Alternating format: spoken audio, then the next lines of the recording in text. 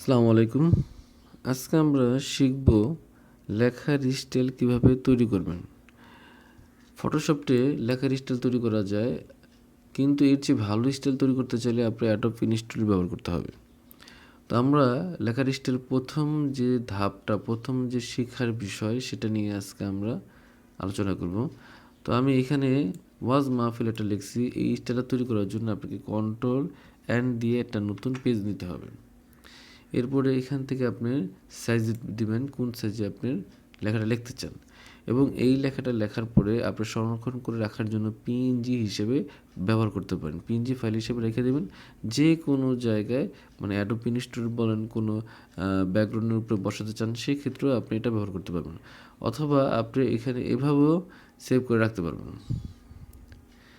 Normally save করে রাখতে পারবেন। নর্মালি সেভ করে বলতে পিএইচডি ফাইল হিসেবে। আচ্ছা, আমরা 5:7 ক্লিক করলাম, এরপরে ওকে দিলাম। এখন আমরা এখানে টি আইকন অর্থাৎ টাইপিং টুলস ক্লিক করলাম, করার পরে পেজে আসব। পেজে এসে আমরা ক্লিক করলাম, করার পরে এখানে আমরা বাংলা লেখার জন্য আপনাকে এখানে সুতুনীল এমজি ব্যবহার করতে হবে। তো আমি সুতুনীল এমজি ক্লিক করলাম, সুতুনীল এমজি। এরপরে লেখাটাকে বোল্ড করতে চাই, বোল্ড ক্লিক। লেখার সাইজ আপনি যা দিতে চান চাই দিবেন। তারপরে বাংলা শুরু করার জন্য আমাদের এখানে ব্যবহার করতে হবে কন্ট্রোল অল্টা বি। এরপর টাইপিং টুলস ক্লিক, তারপরে আমরা লিখি ওয়াজ।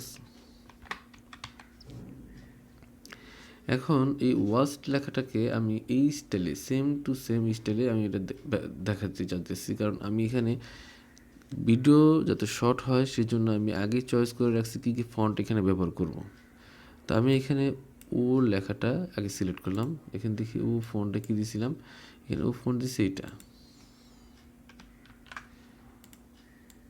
আপনি এখানে চাইলে দেখতে পারবেন নিজের মতো অনেকগুলা ফন্ট আছে, এই ফন্টটা দিতে পারেন। তারপরে এখানে এভাবে দিতে পারেন।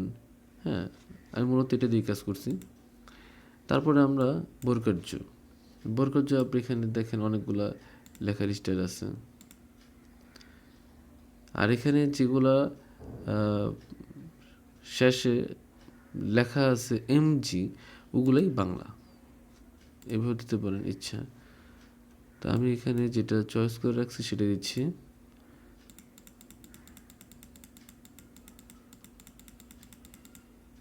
এটা দিতেছি। ওকে, আমার ওয়াজ লেখা শেষ। এরপরে আমি লিখব মাহফিল। মাহফিল মাহফিল লেখা শেষ। আমি এটা মুভ টুলস ক্লিক করলাম, এটা টান দিয়ে নিয়ে আমি এখানে রাখলাম। এরপর আবার টাইপিং টুলস ক্লিক করলাম, করার পরে এই আমি ময়কার মা এটা সিলেক্ট করলাম। অর্থাৎ আপনি এখানে প্রতিটা অক্ষর এক একটা ফন্ট দিলেই আপনার লেখার স্টাইলটা হয়ে যাচ্ছে। তা আমি এখানে লেখার স্টাইলটা দিলাম, এটা দিতে পারেন। তা আমি এখানে যেটা দিচ্ছি সেটা ব্যবহার করতেছি। এটা কোনটা দিচ্ছি দেখি একটু, এই ফন্টটা দিচ্ছি।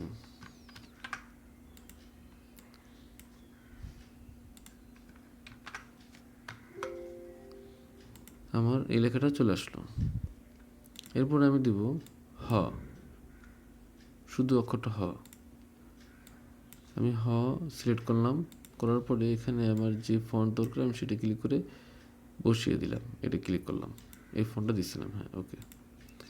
তারপরে আমি এখানে একটু দেখি এই ফন্টটা কি দিছিলাম।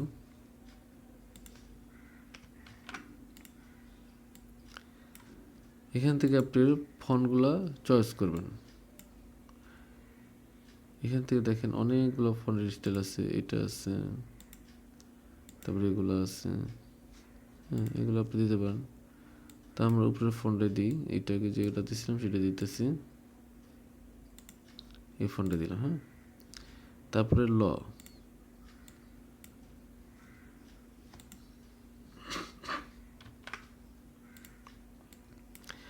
সিলেক্ট করলাম, এখানে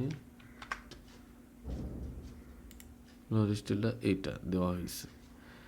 আচ্ছা, এরপরে আমার এই ভিডিওটাতে লেখার স্টাইল কীভাবে করতে হয় সেটার বিষয়ে বিস্তারিত আলোচনা করা হয়েছে। আপনারা চাইলে এই ভিডিওটা দেখতে পারেন কীভাবে লেখার স্টাইলটা করতে হয়। তারপর আমি এই ভিডিওতে সামান্য পরিমাণে একটু আলোচনা করছি। আমি প্রথম যে লেখাটা ওয়াজ, সেটাকে আমি স্টাইল করার জন্য লেয়ার ওয়ান অর্থাৎ প্রথম যে আমি লেয়ারটা তৈরি করছিলাম সেটা ক্লিক করব। এটা ক্লিক ওয়াজ, এটা রাইট সাইড ক্লিক করার পরে এই যে প্রথম যে হিজিবিজি লেখা আছে ওটাই আপনার প্রথম লেয়ার, অর্থাৎ এই ওয়াজের লেয়ার। অর্থাৎ এখানে বাংলা লেখার কারণে একটু লেখা এলোমেলো আছে, যদি ইংরেজি লেখা থাকতো তাহলে এখানে নামগুলো শো করতো। তো যাই হোক, এখানে রাইট সাইড ক্লিক করার পরে আমরা এখানে চলে যাব ব্রেডিং অপশনস। আসার পরে গ্রেডিং এর ভিতরে চলে আসবো। আমি এটা নিয়ে বেশি আলোচনা করতেছি না, কারণ এই ভিডিওটা আমি এর আগে দেখাইছি। আমরা শুধুমাত্র এখানে স্টাইল তৈরি করার জন্য আসলাম। স্টাইলটা তৈরি করে আমরা জাস্ট কাজটা কীভাবে করতে হয় সেটা বোঝার জন্য। তারপরে এটা ক্লিক করলাম, এখানে ক্লিক করলাম,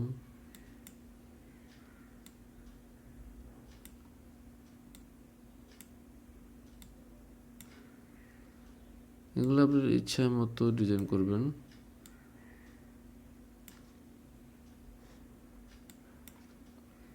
ওকে, এরপরে মাহফিল স্টাইলটা করবো। আমি এখান থেকে ক্লিক করে লেয়ার সিলেক্ট করতে পারি। এবার রাইট সাইড ক্লিক করার পরে ব্লেন্ডিং অপশন, ওই সেম সিস্টেমে একই স্টাইলে আপনার কালারটা করতে পারবো আমরা।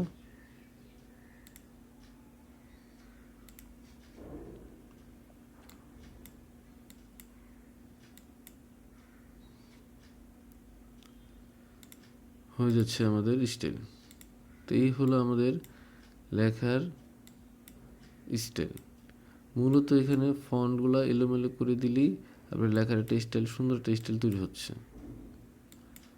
আপনি এখানে বুঝতে হবে যে কোন কালারটা এখানে দিলে আপনার জিনিসটা ভালো করে ফুটবো, সেটা আপনারা ভালো করে যারা কাজ করবেন তারা নিজেদের ইচ্ছা মতো কালারগুলো ব্যবহার করবেন, যাতে সুন্দর করে কালারগুলো আপনারা দিতে পারেন।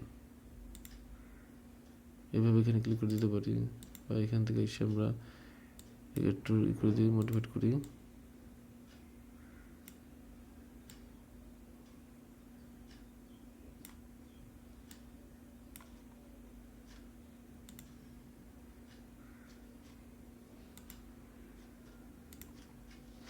হয়ে গেল আপনার ওয়াজ মাহফিলের স্টাইল। এই হলো আমাদের লেখার স্টাইল। তো আজকে এই পর্যন্তই। আশা করি ভিডিওটা ভালো লাগছে। আমি একটু এটা বড় করে দেখাচ্ছি, তার আগে একটু দেখাই। দুইটা লেয়ার ক্লিক করে সিলেক্ট করলাম, কন্ট্রোল টি ব্যবহার করলাম, এরপরে অল্টা এবং শিট একসাথে চাপ দিয়ে লেখাটা বড় করলাম, এরপরে এন্টার। আমি এটাকে সেভ করব। তো সেভ করব কিভাবে? কন্ট্রোল-শিফট-এস। আমি চাইলে এখানে পিএইচডি আকারে সেভ করতে পারি, অথবা আমি চাইলে পিএনজি আকারেও সেভ করতে পারি। তো আমি পিএনজি আকারে সেভ করে দেখাচ্ছি। পিএনজি আকারে সেভ করলাম, এখানে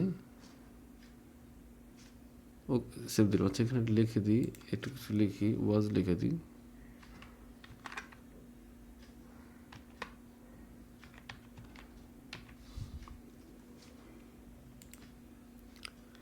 ওকে, সেভ।